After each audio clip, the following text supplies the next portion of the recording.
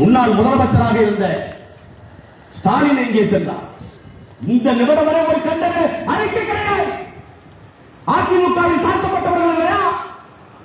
திமுகவில் தாழ்த்தப்பட்டவர்கள் வாக்களிக்கவில்லையா? உறுப்பினர்களாக இல்லையா? எந்த கட்சியே இல்லை. ஏன் இவர்கள் வாய் திறக்க மாட்டார்கள் என்றால் இவர்களை தடுத்து நிறுத்துவது சாமியுடைய நோக்கம், சாமியுடைய ஆணவம். விடுதலை சிறுத்தைகள் வீதிக்கு வந்து போராடுகிறோம். இப்படிப்பட்ட ஒரு மனித ஆவணம் நடந்திருக்கிறது. இதை கற்றுப்பதற்கு யாரும் முன்வரவில்லையே என்று விடுதலை சிறுத்தை கட்சியினுடைய தலைவர் அங்கு திருமாவளவன் அவர்கள் தான் கொந்தளிக்கிறார்.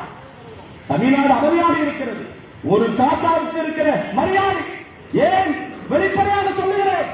விலை உயர்ந்த நாய்களை வளர்க்கிறார்கள் வீட்டில். அந்த நாய்க்கு இருக்கிற மரியாதை கூட இந்த மக்களுக்கு இல்லை.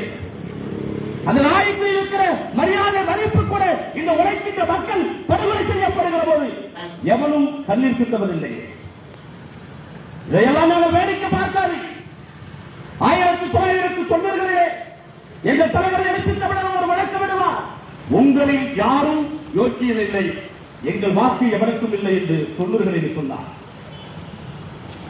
எங்களை குறை சொல்லுவதற்கு தமிழ்நாட்டில் எவரும் இல்லை. இன்னைக்கு திமுகவில் இருக்கக்கூடிய சில பத்திரங்கள் உறவிக் கொண்டிருக்கிறார்கள்.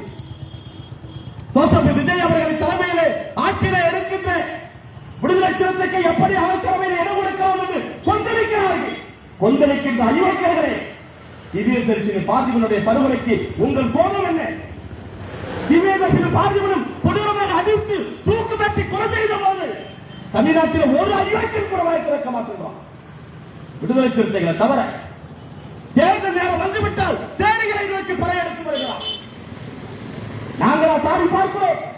உழைக்கின்ற மக்களை நாங்கள் சாதி பார்க்கிறோம்.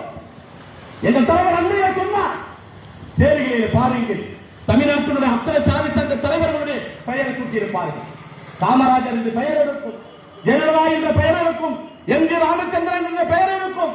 ஆனால் ஒரே ஒரு ஊர் தெருவில் கூட புரட்சியாளர் அம்பேத்கருடைய பெயரை வைத்திருப்பார்களா?